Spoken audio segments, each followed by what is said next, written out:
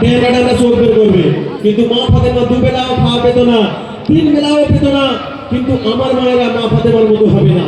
একটা ছেঁড়া ফাটা কাপড় প্রত্যেকদিন সুইতে সেলাই করতো।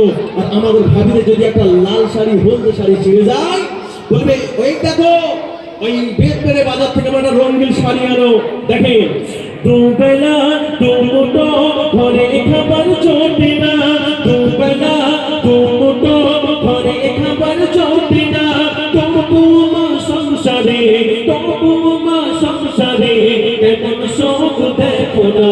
জন্নতেরি রমণে আমার নবীর নন্দিনী, জন্নতেরি রমণে আমার নবীর নন্দিনী।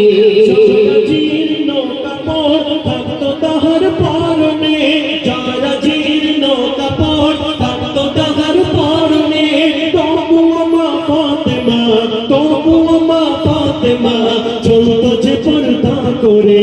জন্নতেরি রমণে আমার নবীর নন্দিনী, জন্নতেরি রমণে আমার নবীর নন্দিনী।